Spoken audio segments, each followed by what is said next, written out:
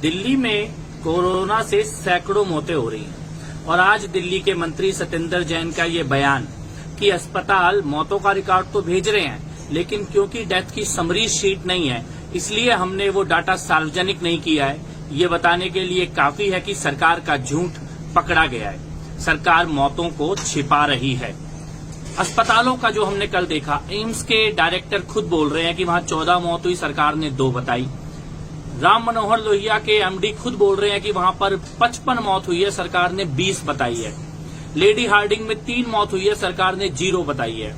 Max hospital में 20 मौत हुई है, सरकार ने 4 बताई है। ये हॉस्पिटल के रिकॉर्ड में लिखकर आ गया है, यानी खुलेआम मौतों पे केजरीवाल सरकार का झूठ पकड़ा गया है।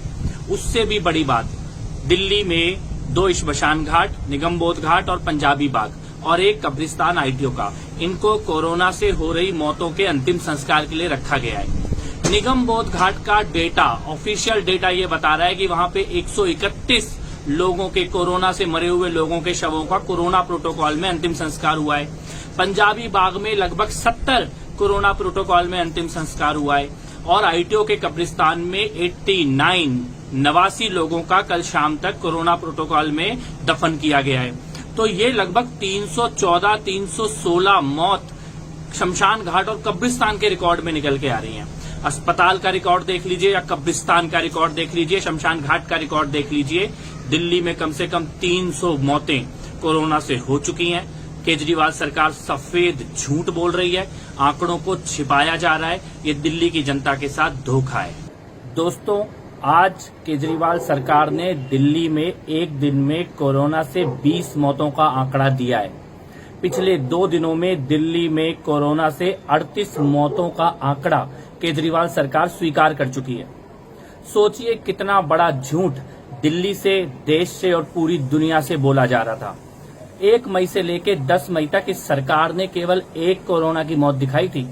पिछले 15 दिनों में केवल 2 कोरोना की मौत दिखाई थी दिल्ली में। लेकिन जब हमने सारे अस्पतालों का सच दिखाया, श्मशान घाट का, कब्रिस्तान का सच दिखाया, दिल्ली में कोरोना के मौत के सच को केजरीवाल सरकार को बताने को मजबूर किया, तो पिछले 2 दिनों में 68 कोरोना की मौत इस सरकार को माननी पड़ी है। दिल्ली में लगभग 350 मौतें कोरोना से हो चुकी हैं।